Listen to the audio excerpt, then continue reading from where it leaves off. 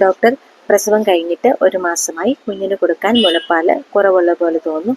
മുലപ്പാൽ ഉണ്ടാവാനായിട്ട് ഏറ്റവും നല്ല ഒരു മെഡിസിനാണ് മുരിങ്ങയില എന്ന് പറയുന്നത്. മുരിങ്ങയില നമുക്ക് നെയ്യിൽ ജസ്റ്റ് വറുത്തിട്ട് തേങ്ങ ചേർത്ത് തോരൻ പോലെ വെച്ച് കഴിക്കാം. മുരിങ്ങയില സൂപ്പ് വെച്ച് കഴിക്കാം. അതുപോലെ ചെറുപയർ ശർക്കരയും തേങ്ങയും ചേർത്ത് കഴിക്കുന്നത് മുലപ്പാൽ കൂടാനായിട്ട് സഹായകമാണ്.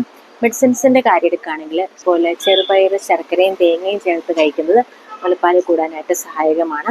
മെഡിസിൻസിൻ്റെ കാര്യം എടുക്കുകയാണെങ്കിൽ ശതാവരി കിഴങ്ങ്, പാൽമുരുകൻ കിഴങ്ങ് എല്ലാം മുലപ്പാൽ വർദ്ധിപ്പിക്കുന്ന മെഡിസിൻസാണ്. അപ്പോൾ നമുക്കിത് ശതാവരി കിഴങ്ങ് അങ്ങാടിക്കടയിൽ മേടിക്കാൻ കിട്ടും.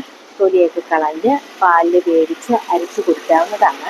ഇനി നമുക്ക് മെഡിസിൻസായിട്ട് ശതാവരി ഗുളം, വിതാരിയാദി ലേഹ്യം, ഈ ശതാവരിയുടെയും പാൽമുരുകൻ്റെയും ടാബ്ലറ്റ്സ് ഇതെല്ലാം ഇപ്പോൾ അവൈലബിൾ ആണ്.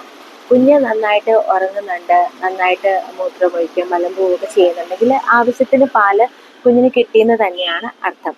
അപ്പോൾ നമ്മൾ അതോർത്ത് ടെൻഷൻ ആവേണ്ട ഒരു കാര്യമില്ല. അടിക്കടി കുഞ്ഞിന് ഫീഡ് ചെയ്യുക, അതാണ് ഈ സമയത്ത് മുലപ്പാൽ ഉണ്ടാവാനായിട്ട് ഏറ്റവും നല്ല നാച്ചുറൽ ആയിട്ടുള്ള പ്രതിവിധി.